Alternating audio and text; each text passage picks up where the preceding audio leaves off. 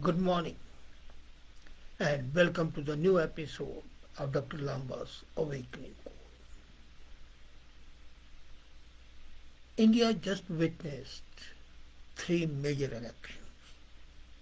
And apart from the fact that which party won which, the status of the women as revealed in this election is quite telling.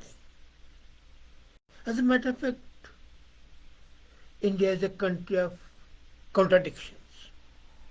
We praise women, call them goddesses, worship the young girls, and rape them.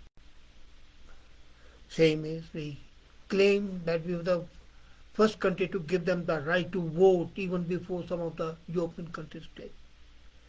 Deem them to be equal, and at times, as I said earlier, better goddesses. But in reality, it's all talk. We don't walk the talk.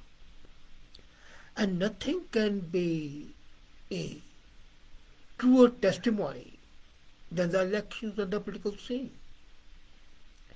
If they constitute 50% of the population, and normally speaking, they should have 50% representation, which they don't have. But then not only that, if you look at the voting pattern, you would find that women vote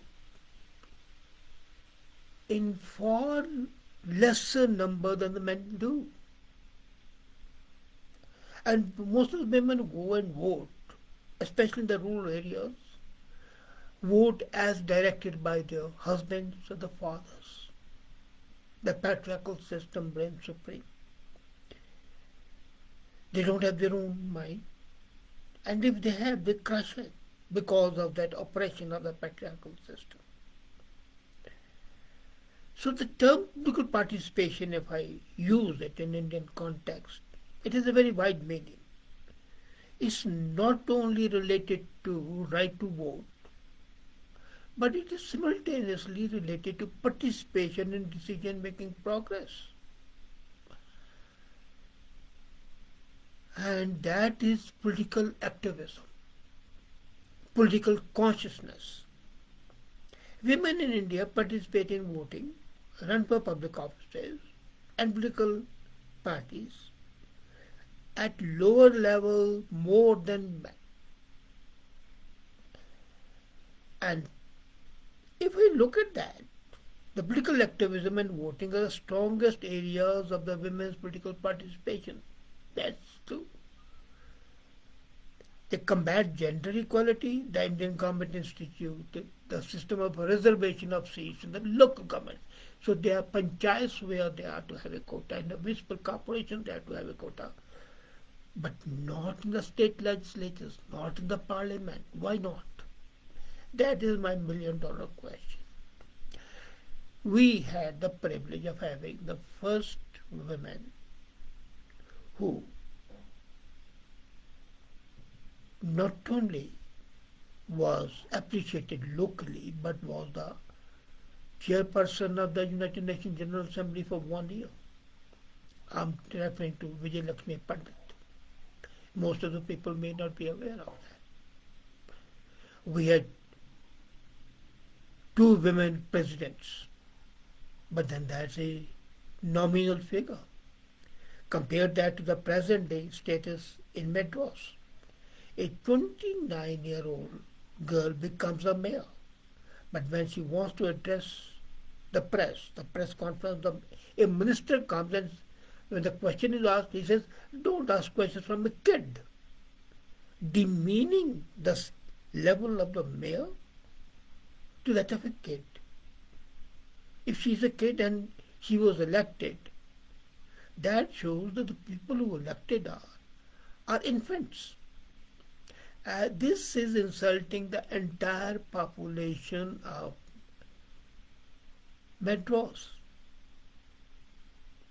Isn't it shameful? And yet it happens.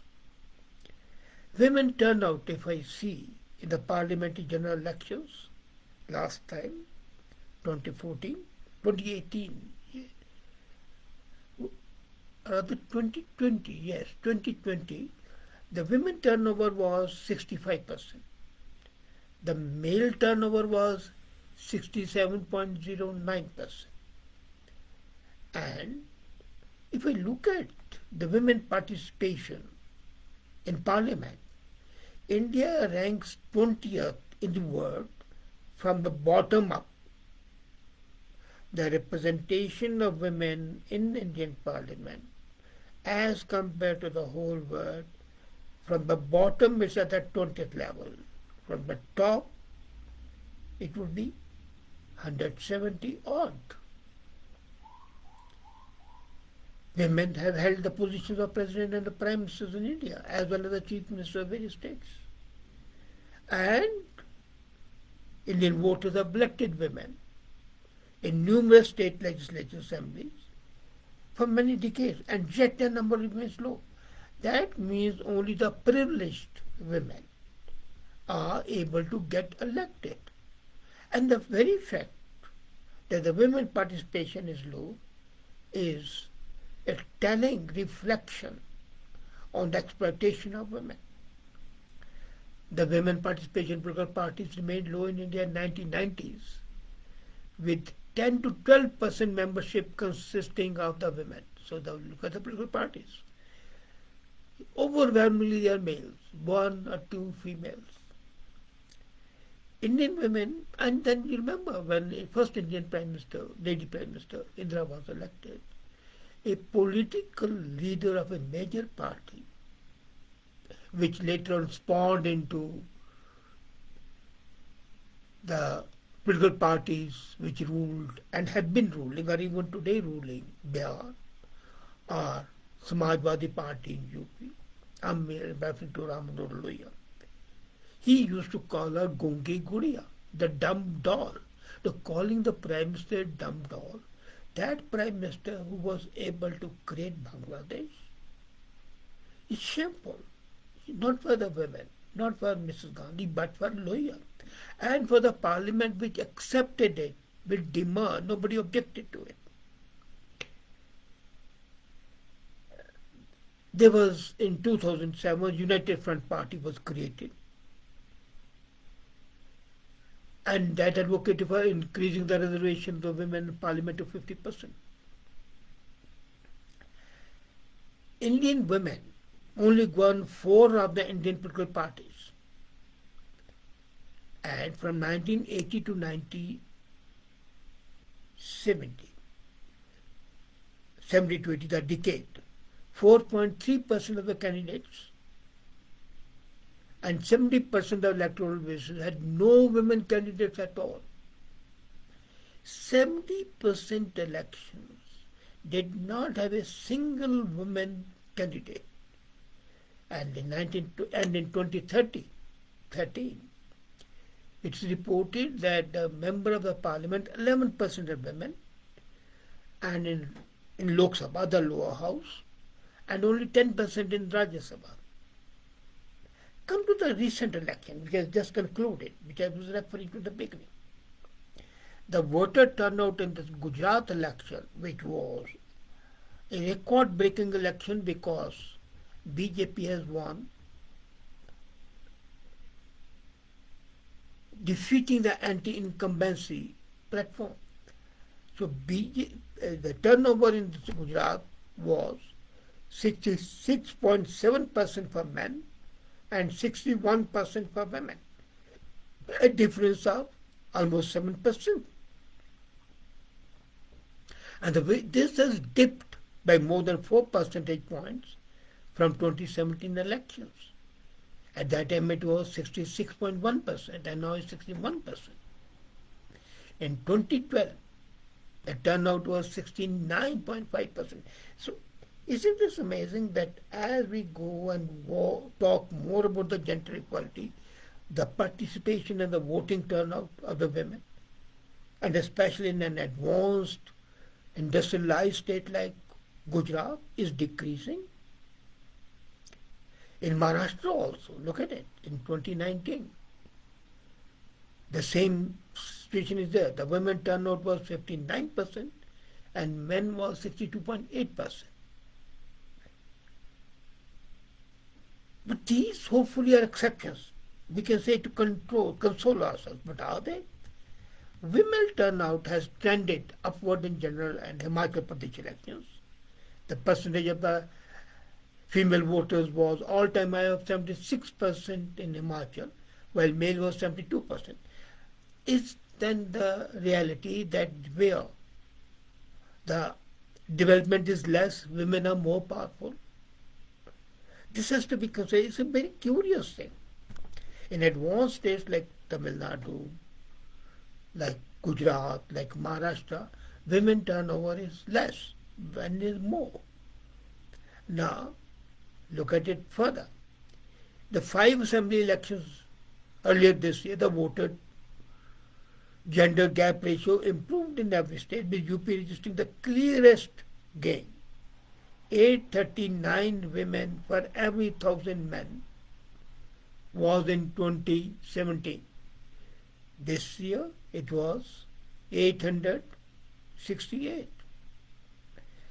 So, is it the fact that the BJP ruled governments or the states are showing a better turnover of the women voters and better participation? This is something amazing, because BJP is always condemned for being orthodox. The voter turnover in UP was 62.2% compared to men of 59.3%.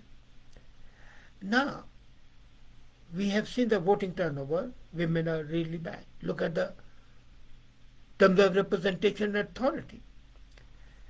There was a women reservation bill in 2010, and which was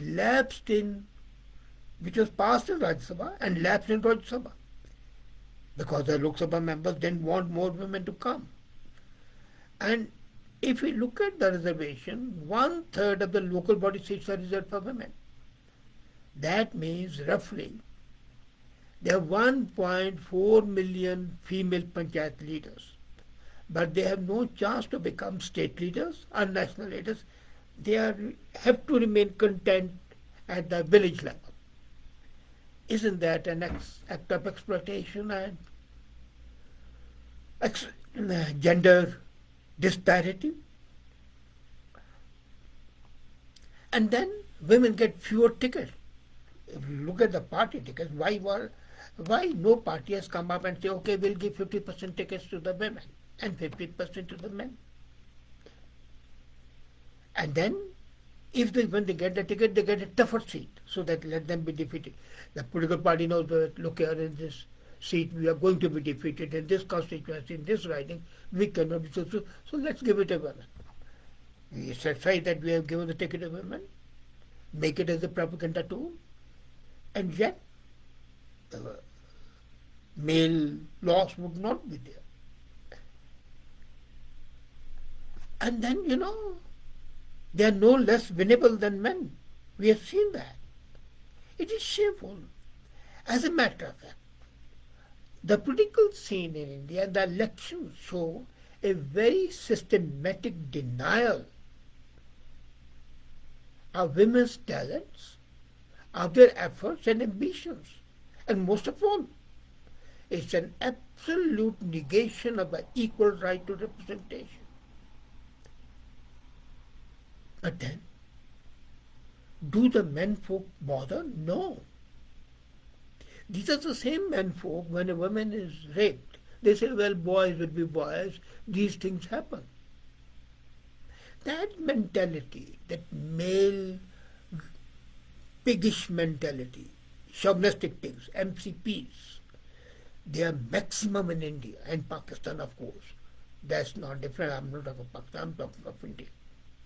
The MCP attitude is ruling the roost. We say that we want to be the world leaders, Vishab Guru.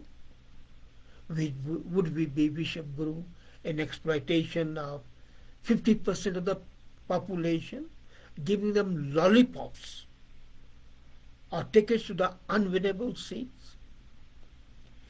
Doesn't it reflect on us as sensible, responsible human beings? Doesn't it reflect it badly on the whole system and the society as a whole? It does. And why is it? I mean, I'm amazed. Why was the bill allowed to lapse? Because men were afraid that the women with a greater capability, more logical attitude, more pragmatic and practical attitude will simply sweep them away into the dustbin of history.